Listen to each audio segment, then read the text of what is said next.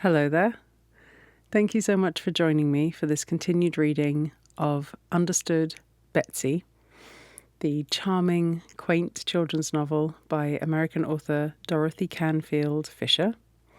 This book was from 1916, and as you've already heard, if you've heard the preceding parts, it became a bestseller and an absolutely beloved classic of children's books for many years thereafter. We're hearing about the adventures of a sensitive 9-year-old orphan girl called Elizabeth Ann, being moved around between different relatives and ending up in rural Vermont, where she's learning about self-reliance, coming of age, rural life, personal growth, and so much more. If you haven't heard the preceding parts and you would like to, you can certainly look for the playlist for Understood Betsy, and you'll find everything there in order.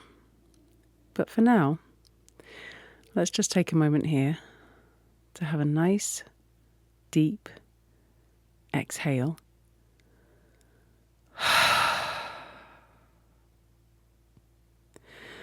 Letting go of the day. Letting go of whichever baggage we might be bringing along with us into this moment. For right now, there's nowhere else we have to go, nothing else we have to be doing. So we can just relax, get ourselves comfortable, and enjoy the charming story of Understood Betsy. Chapter 5. What grade is Betsy? After the singing, the teacher gave Elizabeth Ann a pile of school books, some paper, some pencils, and a pen, and told her to set her desk in order. There were more initials carved inside. Another big HP with a little AP under it. What a lot of children must have sat there, thought the little girl, as she arranged her books and papers.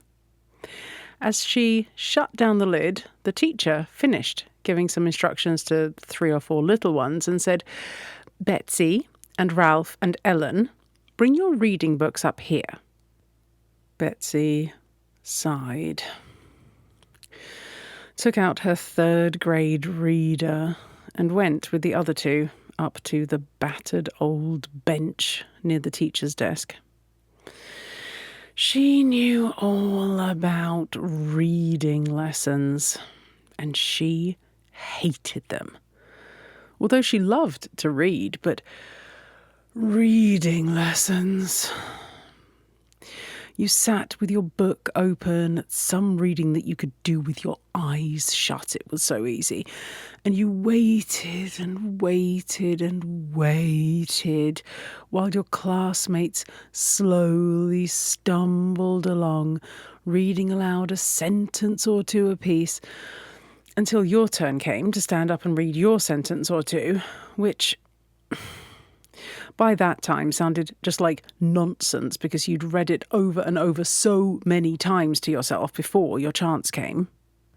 And often you didn't even have a chance to do that because the teacher didn't have time to get around to you at all, and you closed your book and put it back in your desk without having opened your mouth. Reading was one thing Elizabeth Ann had learned to do very well indeed. But she had learned it all by herself at home from much reading to herself. Aunt Frances had kept her well supplied with children's books from the nearest public library. She often read 3 a week. Very different, that, from a sentence or 2, once or twice a week. When she sat down on the battered old bench, she almost laughed aloud. It seemed so funny to be in a class of only 3. There had been 40 in her grade in the big brick building.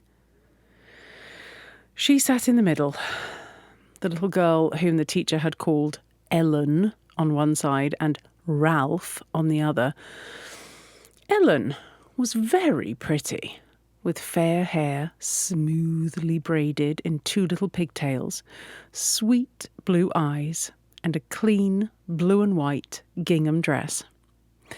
Ralph had very black eyes, dark hair, a big bruise on his forehead, a cut on his chin, and a tear in the knee of his short trousers. He was much bigger than Ellen, and Elizabeth Ann thought he looked rather fierce. She decided that she would be afraid of him and would not like him at all. "Page 32, said the teacher. "Ralph first." Ralph stood up and began to read. It sounded very familiar to Elizabeth Ann, for he did not read at all well. What was not familiar was that the teacher did not stop him after the first sentence. He read on and on till he had read a page, the teacher only helping him with the hardest words. "Now, Betsy," said the teacher. Elizabeth Ann stood up, read the first sentence, and paused, like a caged lion pausing when he comes to the end of his cage. "Go on," said the teacher. Elizabeth Ann read the next sentence and stopped again, automatically. "Go on," said the teacher, looking at her sharply. The next time the little girl paused, the teacher laughed out good-naturedly. "What is the matter with you, Betsy?" she said. "Go on till I tell you to stop." So Elizabeth Ann, very much surprised, but very much interested, read on, sentence after sentence, till she forgot they were sentences and just thought of what they meant. She read a whole page, and then another page, and that was the end of the selection. She had never read aloud so much in her life. She was aware that everybody in the room had stopped working to listen to her. She felt very proud, and less afraid than she had ever thought she could be in a schoolroom. When she finished, "You read very well," said the teacher. "Is this very easy for you?" "Oh, yes," said Elizabeth Ann. "I guess, then, that you'd better not stay in this class," said the teacher. She took a book out of her desk. "See if you can read that." Elizabeth Ann began, in her usual school reading style, very slow and monotonous. But this didn't seem like a reader at all. It was poetry, full of hard words that were fun to try to pronounce. And it was all about an old woman who would hang out an American flag even though the town was full of rebel soldiers. She read faster and faster, getting more and more excited, till she broke out with "Halt!" in such a loud, spirited voice that the sound of it startled her and made her stop, fearing that she would be laughed at. But nobody laughed. They were all listening, very eagerly, even the little ones with their eyes turned toward her. "You might as well go on and tell us how it came out," said the teacher. And Betsy finished, triumphantly. "Well," said the teacher, "there's no sense in your reading along in the third reader. After this, you'll recite out of the seventh reader with Frank and Harry and Stashy."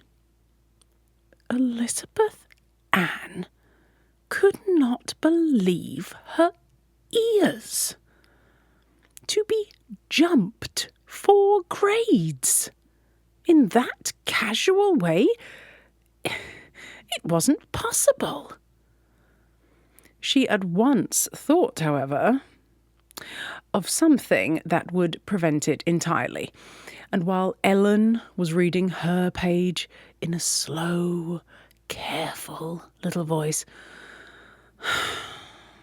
Elizabeth Ann was feeling miserably.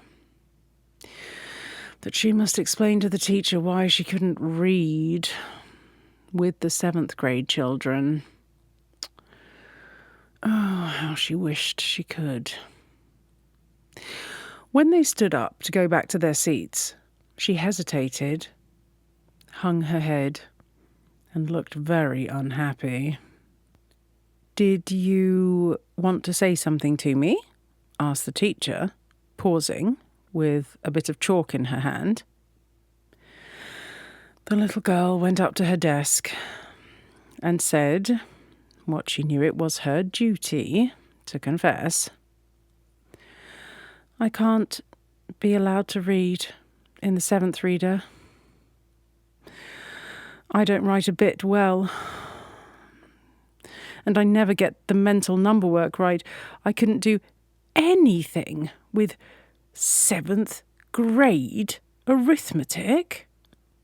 The teacher looked a little blank and said, "I didn't say anything about your number work. I don't know anything about it. You haven't recited yet." She turned away and began to write a list of words on the board.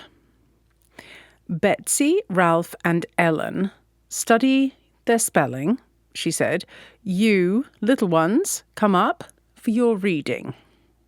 2 little boys and 2 little girls came forward as Elizabeth Ann began to con over the words on the board. At first, she found she was listening to the little chirping voices as the children struggled with their reading, instead of studying doubt, travel, cheese, and the other words in her lesson. But she put her hands over her ears and her mind on her spelling. She wanted to make a good impression with that lesson. After a while, when she was sure she could spell them all correctly, she began to listen and look around her. She always got her spelling in less time than was allowed the class, and usually sat idle, looking out of the window until that study period was over. But now, the moment she stopped staring at the board and moving her lips as she spelled to herself, the teacher said, just as though she had been watching her every minute instead of conducting a class, "Betsy, have you learned your spelling?" "Yes, ma'am, I think so," said Elizabeth Ann, wondering very much why she was asked. "That's fine," said the teacher. "I wish you'd take little Molly over in that corner and help her with her reading. She's getting on so much better than the rest of the class that I hate to have her lose her time. Just hear her read the rest of her little story, will you? And don't help her unless she's really stuck." Elizabeth Ann was startled by this request, which was unheard of in her experience. She was very uncertain of herself as she sat down on a low chair in the corner of the schoolroom, away from the desks, with the little child leaning on her knee. And yet, She was not exactly afraid either, because Molly was such a shy little roly-poly thing, with her crop of yellow curls and her bright blue eyes, very serious as she looked hard at the book and began. Once there was a rat. It was a fat rat. No, it was impossible to be frightened of such a funny little girl who peered so earnestly into the older child's face to make sure she was doing her lesson right.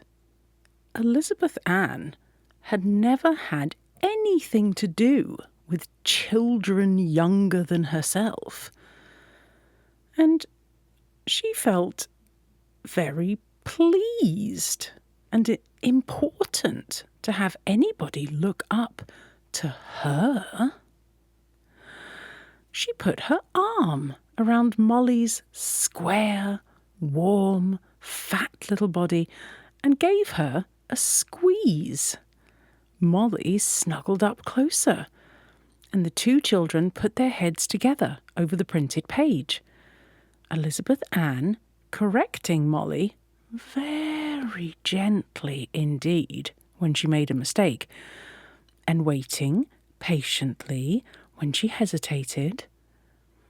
She had so fresh in her mind her own suffering from quick, nervous corrections that she took the greatest pleasure in speaking quietly and not interrupting the little girl more than was necessary.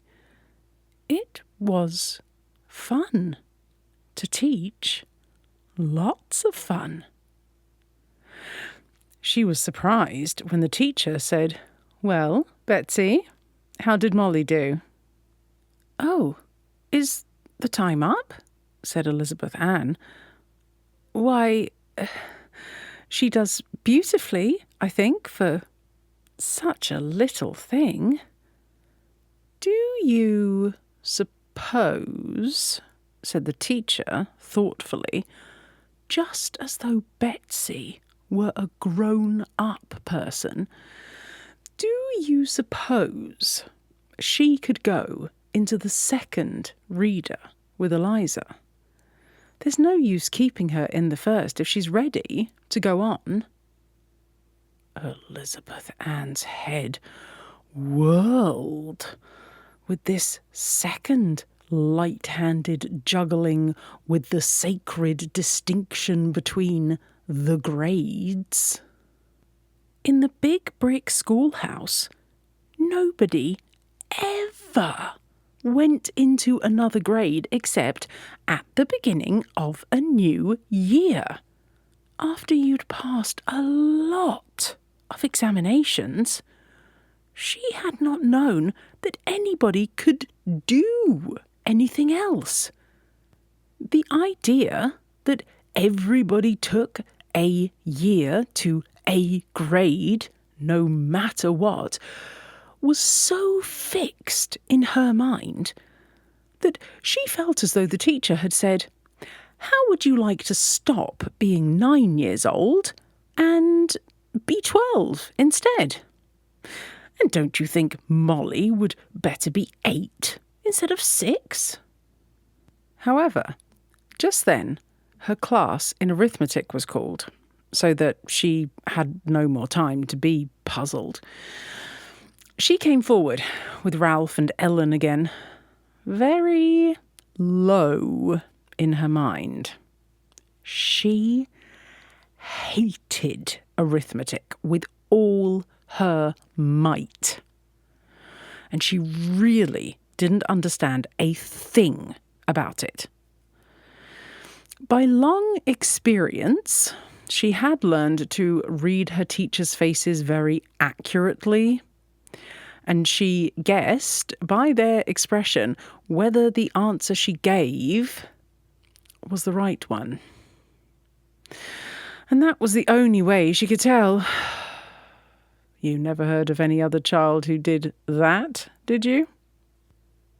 They had mental arithmetic, of course. Elizabeth Ann thought it just her luck. And of course it was those hateful 8s and 7s. And of course, right away, poor Betsy got the one she hated most, 7 times 8. She never knew that one. She said dispiritedly that it was 54, remembering vaguely that it was somewhere in the 50s. Ralph burst out scornfully, 56? And the teacher, as if she wanted to take him down for showing off, pounced on him with 9 times 8. He answered, without drawing breath, 72. Elizabeth Ann shuddered at his accuracy. Ellen, too, rose to the occasion when she got 6 times 7, which Elizabeth Ann could sometimes remember and sometimes not. And then, oh, horrors, it was her turn again. Her turn had never before come more than twice during a mental arithmetic lesson. She was so startled by the swiftness with which the question went around that she balked on 6 times 6, which she knew perfectly. And before she could recover, Ralph had answered and had rattled out a 108 in answer to 9 times 12, and then Ellen slapped down an 84 on top of 7 times 12. Good gracious. Who could have guessed, from the way they read, they could do their tables like this? She herself missed on 7 times 7 and was ready to cry. After this, the teacher didn't call on her at all, but showered questions down on the other two, who sent the answers back with sickening speed. After the lesson, the teacher said, smiling, "Well, Betsy, you were right about your arithmetic.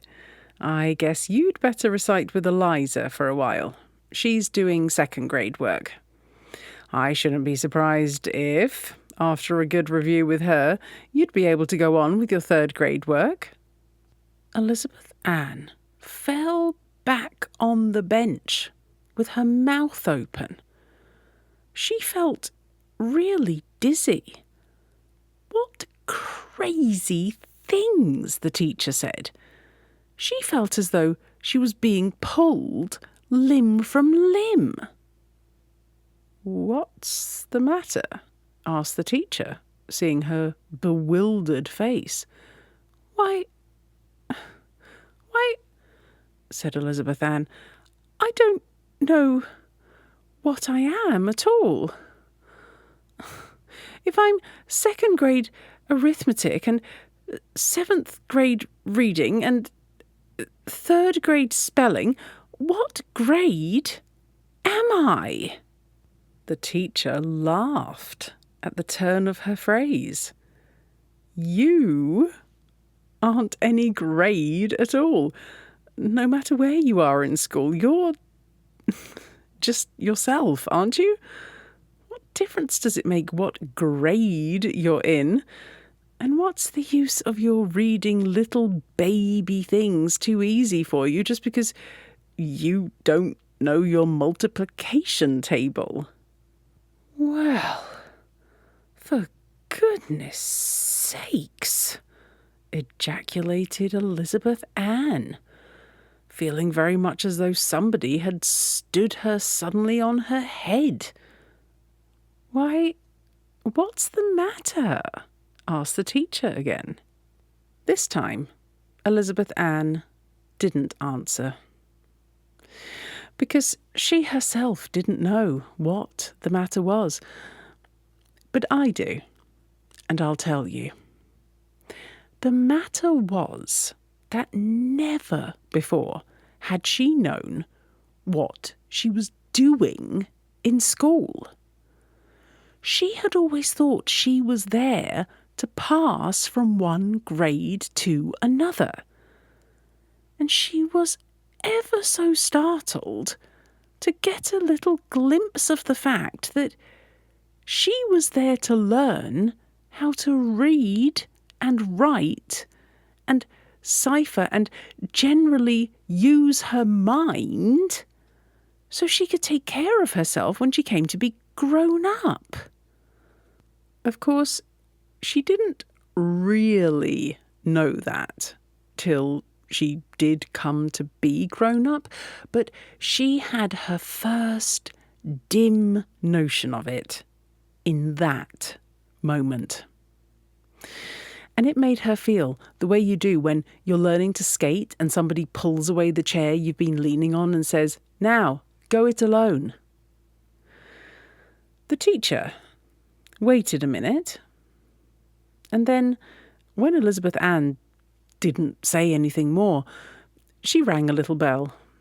"Recess time," she said, and as the children marched out and began putting on their wraps, she followed them into the cloakroom, pulled on a warm red cap and a red sweater, and ran outdoors herself. "Who's on my side?" she called, and the children came darting out after her. Elizabeth Ann had dreaded the first recess time with the strange children, but she had no time to feel shy, for in a twinkling she was on one end of a long rope with a lot of her schoolmates, pulling with all her might against the teacher and two of the big boys. Nobody had looked at her curiously. Nobody had said anything to her beyond a loud, "Come on, Betsy," from Ralph, who was at the head on their side. They pulled and they pulled, digging their feet into the ground and bracing themselves against the rocks which stuck up out of the playground. Sometimes the teacher's side yanked them along by quick jerks, and then they'd all set their feet hard when Ralph shouted, "Now, all together!" And they'd slowly drag the other side back. And all the time, everybody was shouting and yelling together with the excitement. Betsy was screaming too.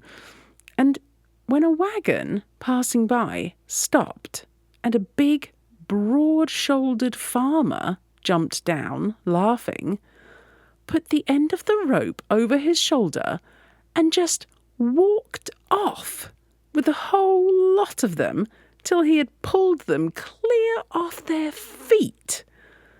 Elizabeth Ann found herself rolling over and over with a breathless, squirming mass of children, her shrill laughter rising even above the shouts of merriment of the others.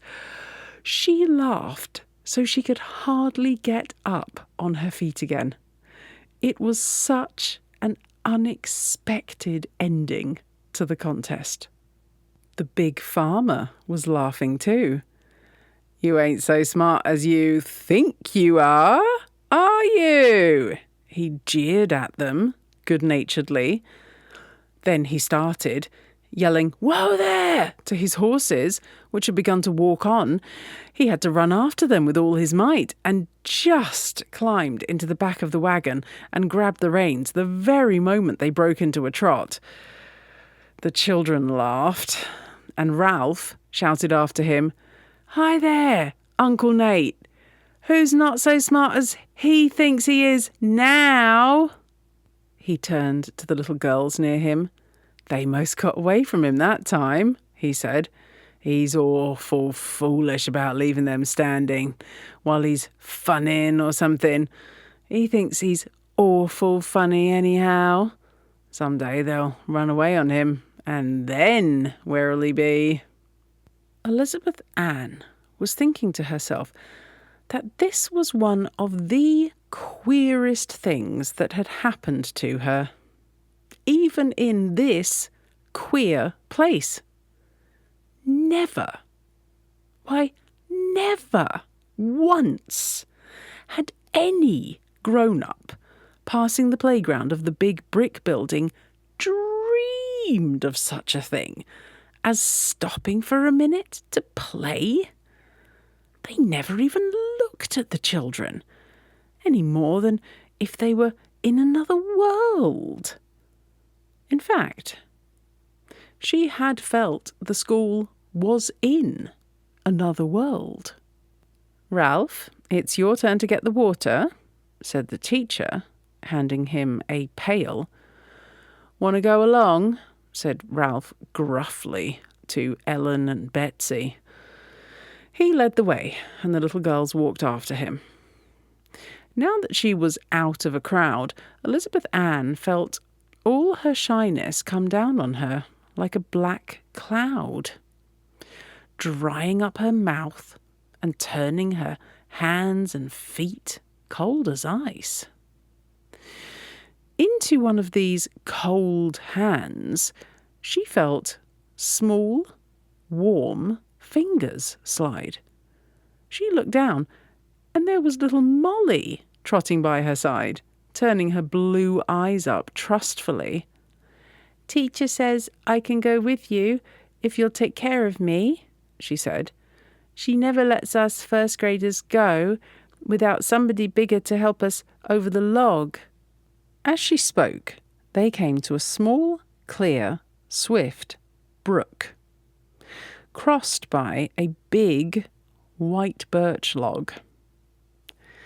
Elizabeth Ann was horribly afraid to set foot on it. But, with little Molly's hand holding tightly to hers, she was ashamed to say she was afraid. Ralph skipped across, swinging the pail to show how easy it was for him. Ellen followed more slowly, and then... Oh, don't you wish Aunt Frances could have been there? Betsy shut her teeth together hard, put Molly ahead of her, took her hand, and started across. As a matter of fact, Molly went along as sure-footed as a little goat, having done it 100 times, and it was she who steadied Elizabeth Ann. But nobody knew this, Molly least of all. Ralph took a drink out of a tin cup standing on a stump nearby, dipped the pail into a deep, clear pool, and started back to the school. Ellen took a drink and offered the cup to Betsy, very shyly, without looking up.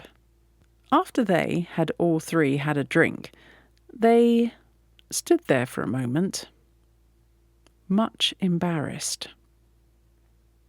Then Ellen said, in a very small voice, "Do you like dolls with yellow hair the best?" Now, it happened that Elizabeth Ann had very positive convictions on this point, which she had never spoken of, because Aunt Frances didn't really care about dolls. She only pretended to be company for her little niece. "No, I don't," answered the little girl emphatically. "I get just sick and tired of always seeing them with that old, bright yellow hair. I like them to have brown hair, just the way most little girls really do." Ellen lifted her eyes and smiled radiantly. "Oh, so do I," she said. "And that lovely old doll your folks have has got brown hair. Will you let me play with her sometime?" "My folks?"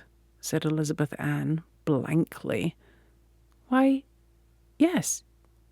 Your Aunt Abigail and your Uncle Henry? Have they got a doll?" said Betsy, thinking this was the very climax of Putney queerness. "Oh my, yes," said Molly eagerly. "She's the one Mrs. Putney had when she was the little girl, and she's got the loveliest clothes. She's in the hair trunk under the eaves in the attic. They let me take her down once when I was there with Mother. And Mother said she guessed now a little girl had come there to live, they'd let her have her down all the time. I'll bring mine over next Saturday, if you want me to. Mine's got yellow hair, but she's real pretty anyhow. If Father's going to mill that day, he can leave me there for the morning."